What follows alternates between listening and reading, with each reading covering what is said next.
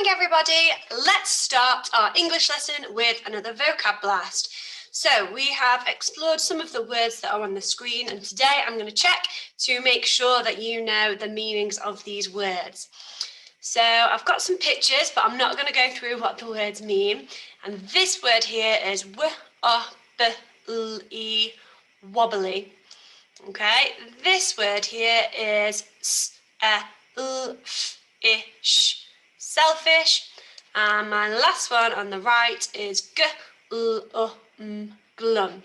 Have a little think, just make sure you know what each of those words mean, because in a second I'm going to do a little activity which makes you think about their definitions. So just have a little think. Great, right, let's move on then. So here at the top of my screen I've got a word, okay? So here the word is selfish, and then I've got two definitions underneath, and I want us to think about which definition is correct, okay? So which one is correct? So the first one here says thinking about others. So is selfish when you are thinking about other people? Or is selfish when you are thinking about yourself and not sharing? Okay, which one is it? Is it number one or number two?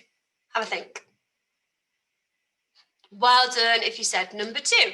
Okay, if you are being selfish, you're just thinking about yourself. You're not thinking about others around you. The next word is glum. So is glum where you make a loud sound when you hit something?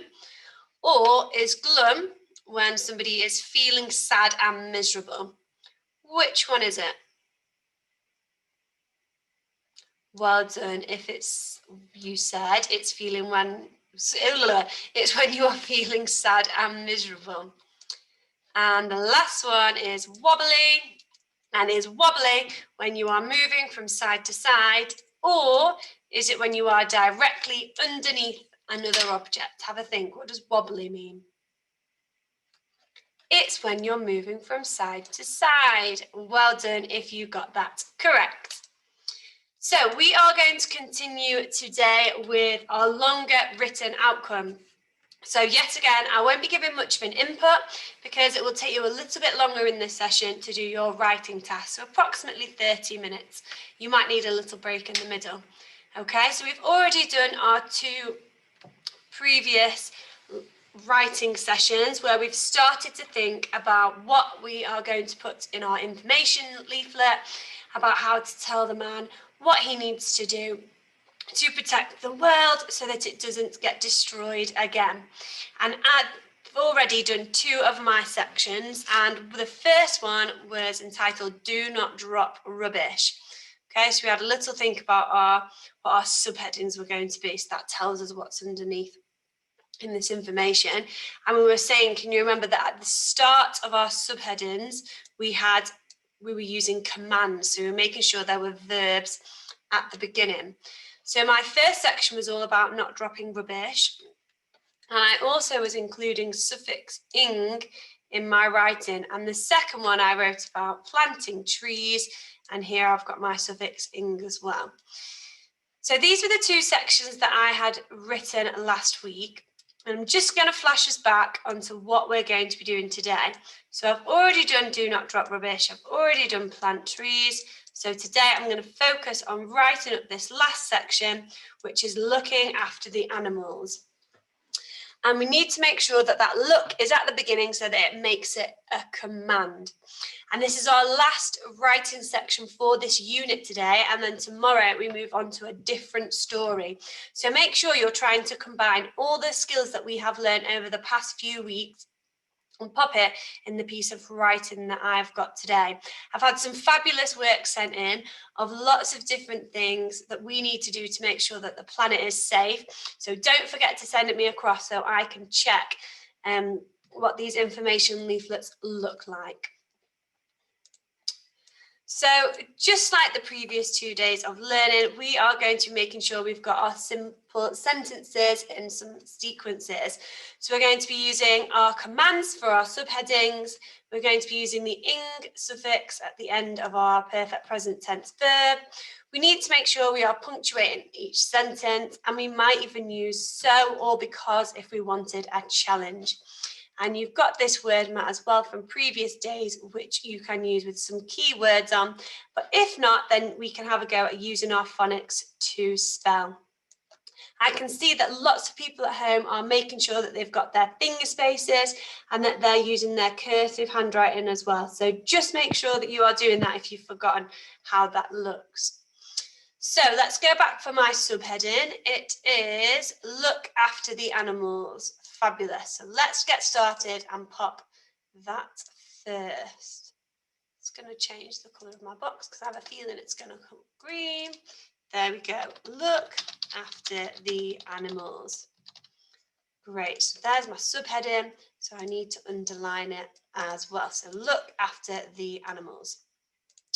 So I think I'm going to start my section just like I've done the other ones by using the verb with the suffix ing at the start, okay? Because then straight away I've got that out of my success criteria. So I've already hit that one straight away. So I think I'm going to start by saying looking after animals is very important. Okay, looking after animals is very important. Looking after animals is very important. In fact, let me change animals to creatures. Here's creatures on my word map. After creatures is very important. Full stop at the end. Whoops, misreads, missed her capital letter at the start. So I need to make sure I've got that because remember, we're punctuating our sentences correctly. So that's the first line in my section. So looking after creatures is very important. And straight away, I've got my ing suffix, which is great. I think here I might put about how the earth belongs to everybody. Because can you remember we started thinking about how the earth didn't just belong to the man, it belongs to everybody who lives on it. So I think I'm going to pop a little bit in here because that's important to go in my information leaflet. So I'm going to say the earth is their home. The earth is their home and it must not be destroyed. Oh yeah, we've had that word, haven't we? And it must not be destroyed. So the earth is their home. Sound out home for me. Oh, home. Ooh. Oh, home. Got a split diagraph there. The earth is their home and it must not be destroyed. Ooh. What needs to go at the end of my root word is in the past tense. Have a think. Yes, it's ed. There we go. So the earth is their home and it must not be destroyed. Great. What else could I put? I could say that if we plant, what things? What about if I was saying if we planted some trees, that would help look after the animals as well, wouldn't it? Because different animals such as chimps and birds live in the trees, so that's their home. So I could say planting trees will help animals, or planting trees will help chimps and birds have a place, or will give chimps and birds a place to live. Yeah, planting trees, I've got that ing suffix there again. Planting trees will give chimps, chimps, and birds, birds, a place to live. Yeah, that's good. Because then we can talk about looking after them and then they've got a place to live, haven't they, as well? We need to, what else could I say? We need to look after the earth so that the animals are safe. Because then if we look after the earth, then the animals have food to eat, they have a place to live. Yeah, we need to look after the earth. So I've got my so to explain that the animals are safe. Yeah, I think that's a good piece of writing. Right, shall we check it? And let's make sure we've got all the different things that I want to include. I might need to make some edits along the way. So, command for a subheading. So I've got look after the animals. Yep, great. Looking after creatures is very important. So I've got my ing there and I've punctuated it. The earth is their home and it must not be destroyed. Planting trees will give chimps and birds a place to live. We need to look after the earth so that the animals are safe. Oh, we need to put a comma there. Fantastic, great. Well, I've definitely used a command for my subheading. I've definitely included a couple of verbs with the ing suffix at the end of a sentence. I've used my punctuation and I've even done my challenge of using so to explain.